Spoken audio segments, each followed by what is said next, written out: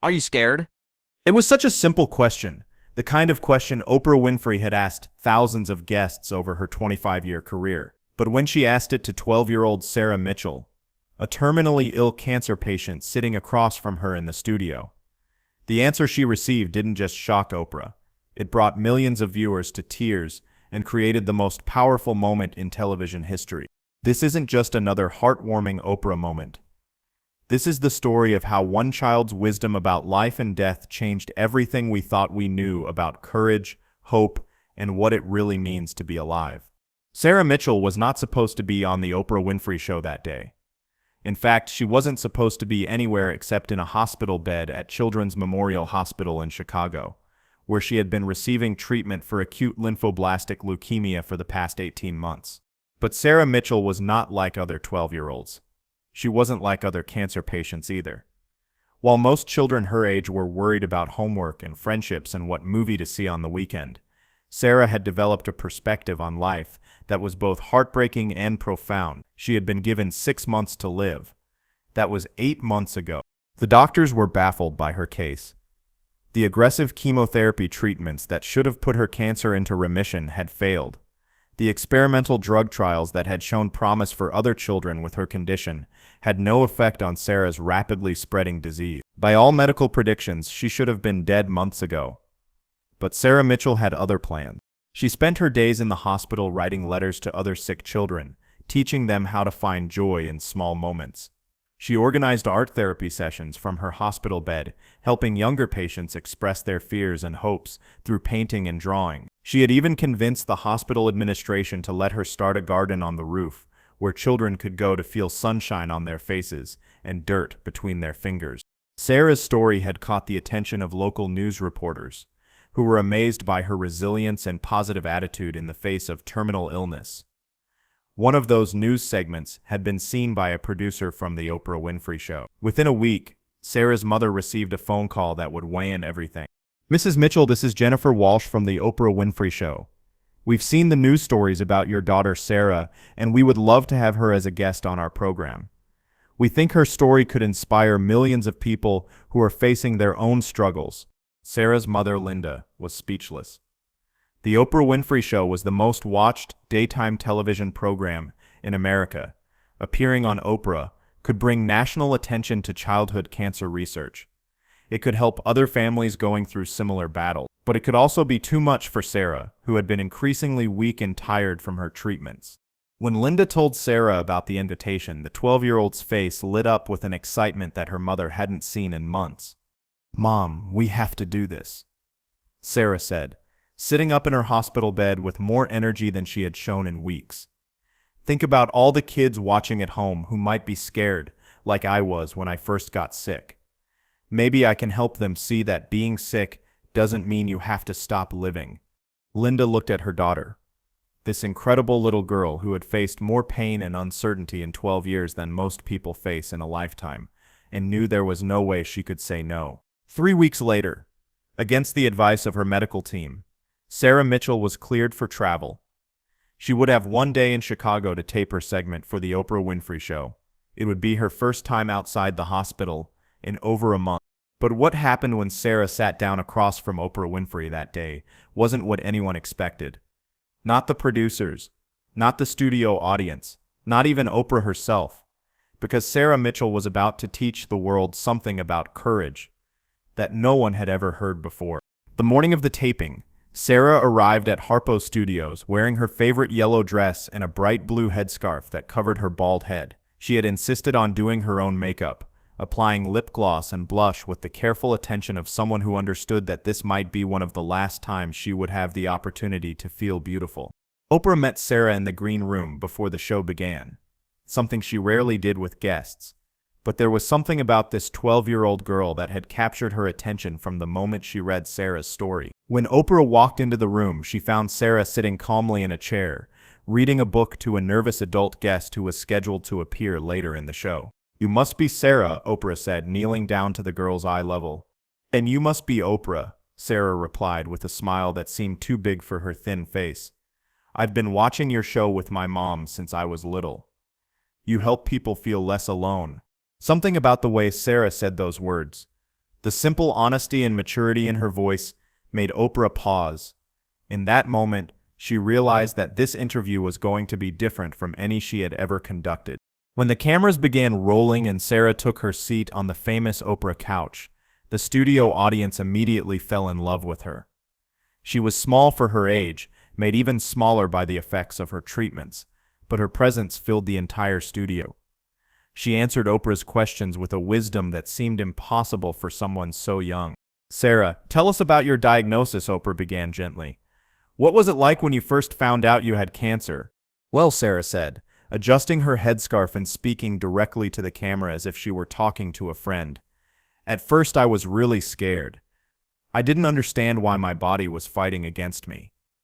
But then I realized that maybe my body wasn't fighting against me. Maybe it was just trying to teach me something really important." "What do you think it was trying to teach you?" Oprah asked, leaning forward with genuine curiosity. "That every single day is a gift," Sarah replied without hesitation. "Before I got sick, I used to waste so many days being bored or worried about stupid things. Now I know that being alive is the most amazing thing that can happen to a person. Even when you're sick, even when it hurts, even when you're scared." The interview continued for several more minutes, with Sarah sharing stories about her hospital experiences, her friendship with other sick children, and her dreams for the future. The studio audience was captivated by her maturity and positive attitude. Even the camera operators, who had seen thousands of interviews, found themselves wiping away tears as this extraordinary child spoke about life with more wisdom than many adults possessed. But then Oprah asked the question that would change everything. "Sarah," Oprah said, her voice becoming softer and more serious, "I have to ask you something, and I want you to answer honestly. The doctors have told you that your condition is terminal. They've given you a prognosis that's very serious. Are you scared?" The studio fell completely silent.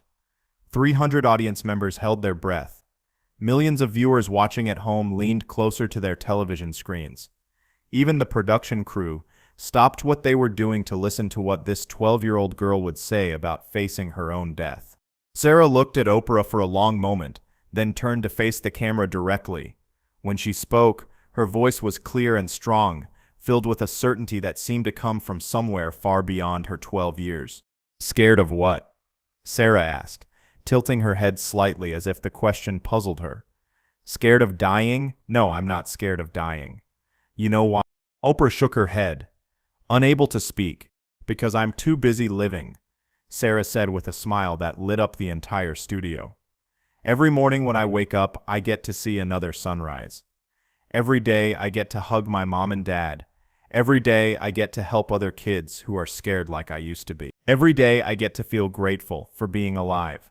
How can I be scared of dying when I'm having so much fun living?" What happened next had never occurred in the history of the Oprah Winfrey Show. Oprah Winfrey, the woman who had interviewed everyone from presidents to celebrities to everyday heroes, the woman who had maintained her composure through thousands of emotional interviews, completely broke down. Tears began streaming down her face as she stared at this remarkable child who had just redefined everything she thought she knew about courage. For several seconds, Oprah couldn't speak. She just sat there crying as Sarah reached over and gently took her hand. "It's okay, Miss Oprah," Sarah said softly. "A lot of grown-ups cry when they meet me. I think it's because they forget that being alive is supposed to make you happy, not scared." The studio audience rose to their feet in spontaneous applause, but it wasn't the usual television applause. It was the kind of applause that comes from witnessing something sacred, something that reminds you of what it means to be human. Many audience members were openly crying. Camera operators struggled to keep their equipment steady through their tears. Even the producers in the control room had abandoned their headsets and were watching the monitors in stunned silence. Oprah wiped her eyes and tried to regain her composure. But Sarah wasn't finished. She had something else to say that would impact everyone in that studio even more profoundly. "Miss Oprah," Sarah said, "can I tell you something that I learned from being sick?" "Of course, sweetheart," Oprah managed to say through her tears. "I learned that people think dying is the worst thing that can happen to you," Sarah continued. "But I think the worst thing that can happen to you is forgetting how to live while you're alive. A lot of people are so scared of dying that they never really live. They spend their whole lives worried about tomorrow instead of being happy about today. And then Sarah said something that would be replayed on news programs, shared on social media, and quoted in graduation speeches for years to come. Something that would fundamentally change how millions of people thought about life, death, and everything in between. "You know what I figured out?" Sarah asked, looking directly into the camera as if she were speaking to each viewer personally. "Dying isn't the opposite of living. Being scared is the opposite of living. Being too worried about the future to enjoy right now is the opposite of living. Dying is just what happens when your living is finished. And my living isn't finished yet." She paused, letting her words sink in, then continued with the kind of clarity that seemed impossible for someone her age. "I might die next month. I might die next year. But everybody dies eventually, right? Even people who aren't sick. Even people who live to be really old. The difference is, I know my time might be shorter, so I don't waste any of it. I don't spend my days being bored or angry or worried about things I can't control. I spend my days being grateful and helping other people and feeling all the love around me." Oprah had managed to stop crying, but she was staring at Sarah with a look of absolute amazement. In 25 years of interviewing people, she had never heard wisdom like this from anyone, let alone a 12-year-old child. "Sarah," Oprah said, her voice thick with emotion, "you're teaching me something right now that I don't think I've ever fully understood. You're teaching me that courage isn't about not being afraid. Courage is about choosing to live fully even when you have every reason to be afraid." "Exactly," Sarah exclaimed, clapping her hands together with delight. "And you know what the coolest part is? When you stop being scared of dying, you get to spend all that energy on living instead. And living is so much more fun than being scared." The conversation continued for several more minutes, with Sarah sharing more insights about her perspective on life, death, and the importance of choosing joy even in difficult circumstances. She talked about the other children in her ward, how she helped them find reasons to smile even on their worst days. She described the rooftop garden she had created, where kids could watch flowers grow and feel connected to life even while their bodies were fighting disease. But perhaps the most powerful moment came when Oprah asked Sarah what she wanted people to remember about her story. "I want them to remember that being alive is a choice," Sarah said with absolute conviction. "Even when bad things happen, even when you're sick, even when you're scared, you can choose to focus on the bad stuff, or you can choose to focus on all the good stuff that's still happening around you. I choose the good stuff." As the interview drew to a close, Oprah did something that had never happened before in the history of her show.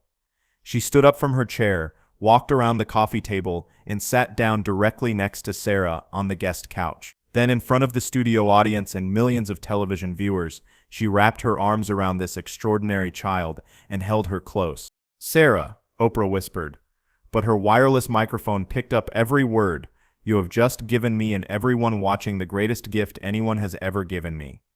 You've reminded us what it means to be truly alive."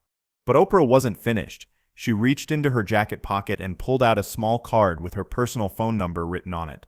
"Sarah, I want you to have this," Oprah said, pressing the card into the girl's small hand. "This is my personal number, not my assistant's number, not my publicist's number. Mine. And I want you to call me whenever you want to talk. Whenever you're having a bad day. Whenever you want to share something that made you happy.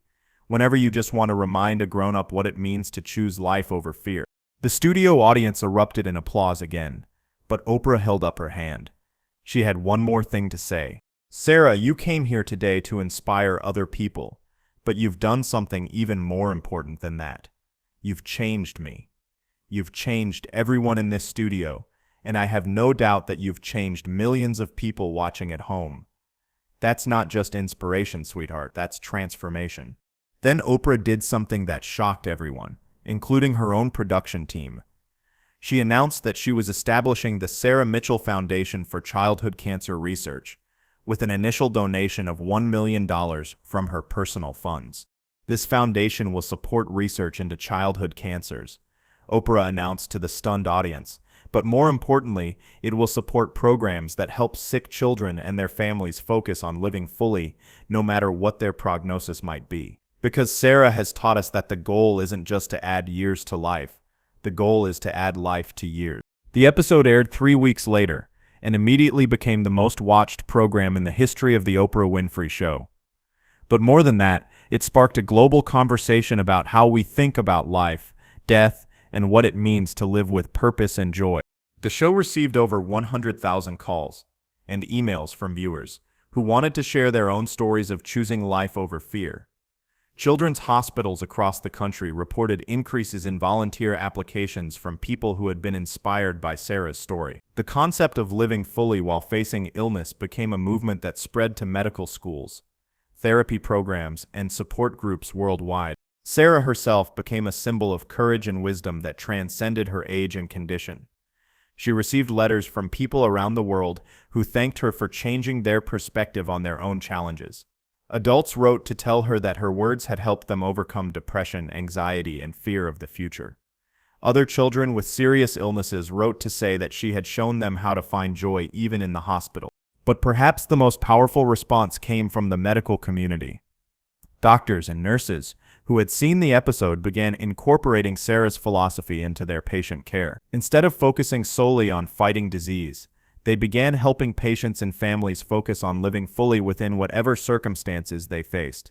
But the most remarkable part of Sarah's story wasn't what happened after the show aired.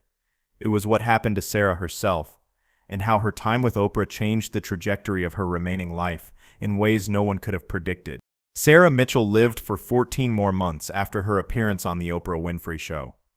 During that time, she became one of the most recognizable advocates for childhood cancer research and patient support in the country. She spoke at medical conferences, visited hospitals, and continued to counsel other sick children about finding joy in the midst of illness. True to her word, Oprah stayed in regular contact with Sarah throughout those 14 months. They talked on the phone at least once a week, with Oprah often calling just to hear Sarah's laugh or to get advice about her own life challenges. Sarah had a way of putting everything in perspective that helped Oprah navigate her own stresses and fears. "You know what, Miss Oprah?" Sarah said during one of their last conversations. "I used to think that sick kids like me were unlucky. But now I think maybe we're the lucky ones. We get to learn the most important lesson in life. While we're still young enough to really use it, we learn not to waste time being scared." When Sarah passed away peacefully in her sleep on a Tuesday morning in March, surrounded by her family and filled with the love of millions of people she had never met, Oprah flew to her hometown to speak at her funeral. In front of a church packed with people whose lives had been touched by Sarah's wisdom, Oprah delivered a eulogy that captured the essence of what this remarkable child had taught the world. "Sarah Mitchell was 12 years old," Oprah said, her voice strong despite her tears. "But she understood something about life that many of us spend decades trying to learn. She understood that the length of life is less important than the depth of life. She understood that being alive is not something that happens to you. It's something you choose to do every single day, regardless of your circumstances." The Sarah Mitchell Foundation, established on that memorable day in the Oprah studio, has since funded groundbreaking research that has led to improved treatments for childhood cancers, but perhaps more importantly, it has supported programs in hospitals around the world that help children and families focus on living fully, no matter what their medical prognosis might be. Today, Sarah's words continue to inspire people facing their own challenges, whether medical, personal, or professional. Her simple message, that being alive is a choice we make every day, has become a guiding principle for support groups, therapy programs, and individuals seeking to overcome fear and embrace life fully. And Oprah? She keeps Sarah's personal phone number in her phone to this day, not because she can call it, but because it reminds her of the most important interview she ever conducted. The interview that taught her that sometimes the greatest wisdom comes from the smallest voices, and that the most profound teachers are often those who have the least time to share their lessons. Sarah Mitchell's legacy isn't just about facing terminal illness with courage. It's about the choice we all have, every single day, to focus on living rather than dying, on gratitude rather than fear, on the present moment rather than an uncertain future. It's about understanding that being truly alive isn't about how long you live, but about how fully you choose to experience each day you're given. In the end, a 12-year-old girl who was given 6 months to live taught millions of people how to truly live And that lesson continues to ripple outward, changing lives and perspectives one person at a time, proving that sometimes the most powerful teachers are those who understand that their time is limited and choose to use every moment to spread light, love, and wisdom to everyone they meet.